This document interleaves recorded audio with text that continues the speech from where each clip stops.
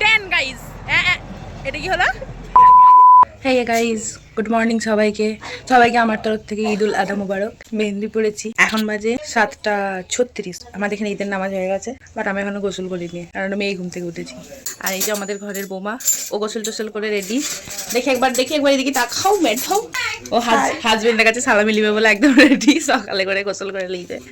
আর আমার প্রচুর ঠান্ডা লেগে গেছে, এই ঘুম থেকে উঠেছে, আমাকে কেউ উঠাইও নি। কাল রাত অনেক রাত অব্দি কাশি হয়েছে।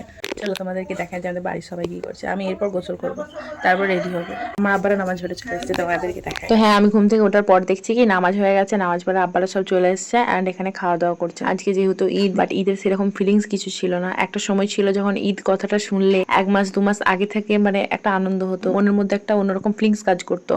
আব্বাকে ডিস্টার্ব করতাম, আব্বার কাছে কান্না করতাম, জামা কিনে দিবে চলো, মেহেন্দি কিনে দিবে চলো, একটা আলাদা এক্সাইটমেন্ট কাজ করতো। সেটা এক সময় ছিল। যত আস্তে আস্তে বড় হচ্ছি, প্লাস এই বছরটা স্পেশালি কেন জানি না ঈদের পুরো ফিলিংস বলো আনন্দ বলো কোনো কিছুই না। আগে কি করতাম, সকাল সকাল উঠতাম, উঠে মায়ের সাথে সাথে হাতে একটা দুটো কাজ করে দেন তারপরে গোসল করে নিতাম। আবার নামাজ পড়ে আসার আগে আমরা গোসল করে নিতাম, সবার কাছে সালামি টালামি নিতাম, যা করতাম। বাট সেগুলো এখন আর কিছুই মনে হয় না, সেই ফিলিংস গুলোই আসে না কেন জানি না। একদম অন্যরকম হয়ে গেছে সবকিছু। ঈদ মুবারক।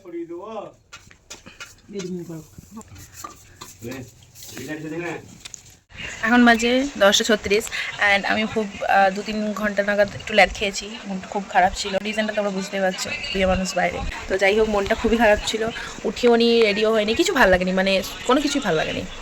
আমি এই ফেসবুক ঘাঁটছিলাম অ্যান্ড হঠাৎ করে ফেসবুক ঘাঁটতে ঘাঁটতে আমার চোখে একটা জিনিস পড়ে যেটা আমি আগে খেয়াল করিনি। তো ফোন ঘাঁটতে ঘাঁটতে আমার চোখে পড়ে এটা।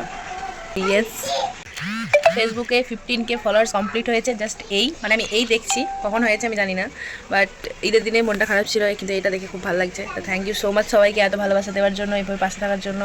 অ্যান্ড আমার টার্গেট আছে 100K, সেটাও যেন পরিপূর্ণ হয়ে যায়, এভাবে তোমরা ভালোবাসা দাও, পাশে থাকো। তো থ্যাংক ইউ সো মাচ সবাইকে, লাভ ইউ। এরপর আমি যাবো গোসল করতে, মানে তখন আমি ভালো লাগছিল না, বেশ মাইন্ড কাজ করছিল না, বাট এরপরে 50Kটা দেখার পর কেন জানি না মাইন্ডটা একটু ফ্রেশ হয়ে গেছে। তো এরপর আমি যাবো গোসল করতে, চলো গোসল করে আসি। গোসল করা আমার কমপ্লিট অ্যান্ড গোসল করতে করতে অনেক লেট করে ফেলেছি। এরপর আমি হবো রেডি। চুলের অবস্থা খুবই খারাপ, কী যে করবো, এই ভিজে চুলে কোথাও বেরোনো যাবে না, দেখাই যাক কোনো হেয়ার স্টাইলও হবে না। গোসল করার পর আমাকে একটু ফর্সা ভালো লাগছে। চলো রেডি হয়ে নিই। This is my final look. তোমরা আমার গেট রেডি উইথ ভিডিওটা দেখে নিয়েছো আমি কীভাবে রেডি হয়েছি।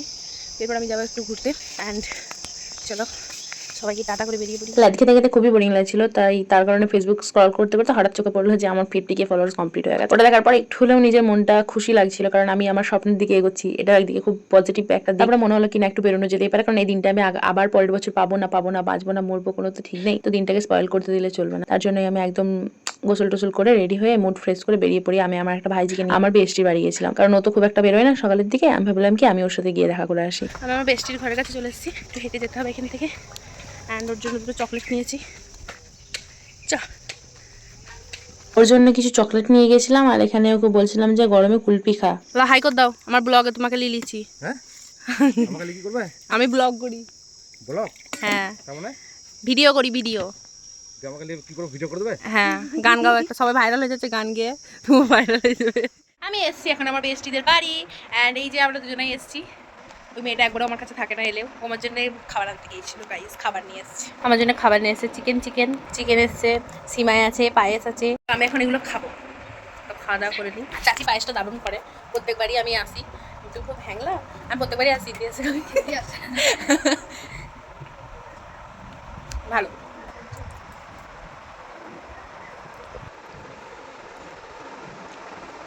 আলাদাই খাতির, জামাইরা এত খাতির পায় না।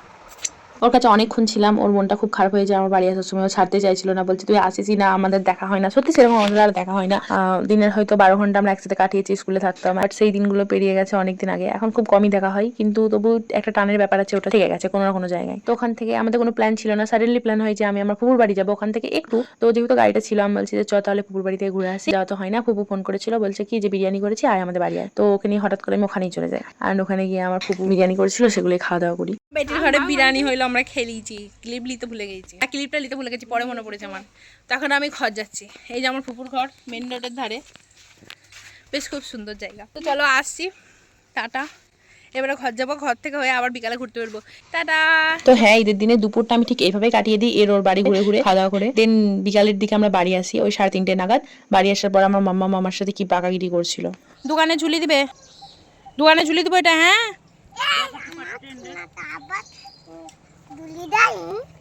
বেশ করবো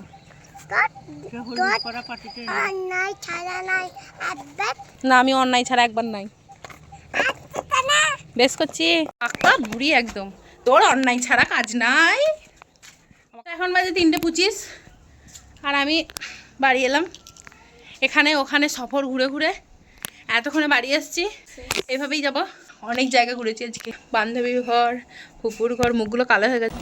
হাই গাইস, আমরা যাচ্ছি আজকে কুমরুল স্টেশন। আজকে গাড়ি চালাচ্ছে মিসেস সুহান। আমরা যাচ্ছি কুমরুল স্টেশন। হ্যালো গাইস, আমরা দুজনের সম্বল, আমাদেরকে নিয়ে যাওয়ার কোনো মানুষ। এটা কিন্তু সত্যি কথা বল। আমরা যেখানেই যাই দুজন একসাথেই যাই, আমরা কারোর পরোয়া করি না। আমরা হচ্ছে দুজনাই দুজন, আর আমাদের কেউ নাই। আমরা হ্যাঁ, এরপর তোমাদেরকে আমাদের অ্যাকচুয়াল বিষয়টা বলি। আমার বর তো বাইরেই থাকে, তোমরা জানো, ও মাঝে সাঝে আসে। দেন যখনই আসে আমাদেরকে নিয়ে খুব ঘোরাঘুরি করে। বাট আমার ভাই বাড়িতে থাকা সত্ত্বেও ভাবি নিয়ে খুব একটা বেরোয় না। মানে ও তো ঘুরতে টুরতে ভালোবাসে, ঘুরতে বললেই বলবে কি তোরা চল যা, আমি টাকা দিয়ে দেবো। তো ওর যেখানেই যাই মোট কথা ও আর আমি যাই সাথে। মানে আমার ভাইয়ের জায়গাটা আমাকে নিতে হয়েছে অবভিয়াসলি। আমি চলে যাওয়ার পর ও কি করবে আমি জানি না। আমরা এসেছি এখন কুমরুল স্টেশন। অ্যান্ড এখন এই মুহূর্তে স্টেশনটা মোটামুটি ফাঁকাই, সেরকম ভিড় টির নাই। কিন্তু অন্য অন্য সময় আরও ভিড় হয়, তো এখন খুবই ফাঁকা। আর আমার লোকটাকে খুব মিস করছি, কারণ প্রত্যেক বছর বকরিদের দিন এরকম স্টেশন আসি, আর ওদের হচ্ছে এখানেই বাড়ি। ওকে মিস করছি, আর ব্যাপারটা একটু অন্যরকম। আর আমার পেছনে নেড়ি কুত্তা ভোভো করছে, এটা হচ্ছে নেড়ি কুত্তা, তো ভোভো করছে, ওকে একটু ইগনোর করে নাও। না, আজকে স্টেশনটা খুব ফাঁকা, মনেই হচ্ছে না যে কিছু ব্যাপার। ঈদ ঈদ এবছর ঈদটা কেমন একটা মিয়ানো মিয়ানো টাইপের হয়ে গেল। ঈদটা ঠিক ঈদ বলে মনে হলো না। ঠিক আছে, তবু স্পেশাল দিনটা তো নষ্ট করা যায় না, যেমনভাবে হোক নিজেদের মতো স্পেশালভাবে কাটাই। তারপরে তো এমনি নর্মাল ডে, যখনই আমাদের অবস্থা। ইংলিশ না বলতে পারলে যা আটকে যায় আর কি। আমার হাতে এই মুহূর্তে একজন খুব মার খাবে, খুব বেশি পরিমাণে মার খাবে। সে ভাবতেও পারছে না যে সে কতটা মার খাবে।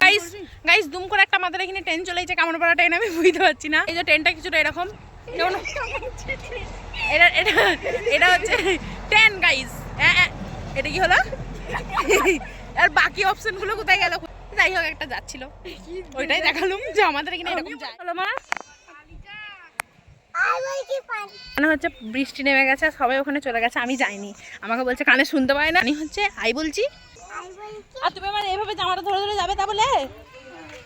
আমার মা হয়েছে বাবা। স্বাগত আপনাদেরকে আমার ব্লগে, স্বাগত গাইস। এগুলো হলো আমার ননদগণ।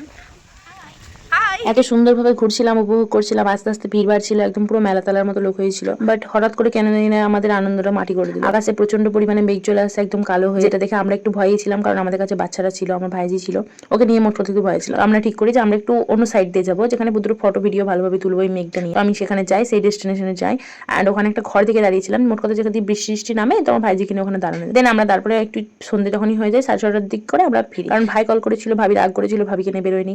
ভাই বললো যে তোরা আয়, আমি বাজারে আছি, তোদের রেস্টুরেন্টে বসে আছি, তোরা আয় একসাথে খাওয়া দাওয়া করি। ওখান থেকে আমরা বেরিয়ে এসে যাই। তোমাদের মনে হচ্ছে তো এটা আবার কে কোথা থেকে উদয় হলো? এটা আমাদের পাশের পাড়ার, মানে আমার একটা ভাই হয়, ও আমার সাথে কি মজাটাই না করছে। ও বলছে কি যে আমি এরকম ভাবে চিল্লাবো, তুই ভিডিও কল বলবি যে আমার ফ্যান আমার সাথে দেখা করতে। সেটা কি সম্ভব? কল্পনা আর বাস্তবের মধ্যে অনেক ডিফারেন্স আছে, সেটা আমি বুঝি। যাই হোক, এখানে ওটুকুই মজা হচ্ছিল, দেন আর কিছু না। ভেবো না যে সত্যি করে কোনো ফ্যান্স আমার সামনে ওরকম এসে বলবে, ওরকম দিন হয়তো কোনোদিন আসবে না আমার।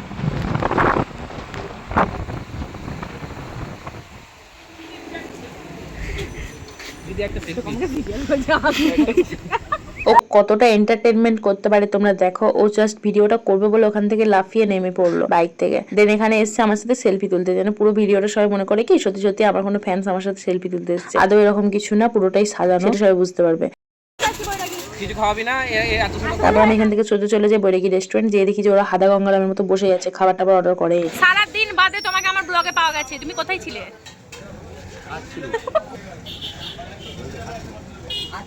তোর বউ কোথায়? ছেলের বউ ছেলে চলে গেছে, ছেলে গে মাম্মাম। হ্যালো, তুই যা আধ ঘন্টা আগে থেকে এইছিস, তোর উচিত ছিল তো খাবার অর্ডার দেওয়া।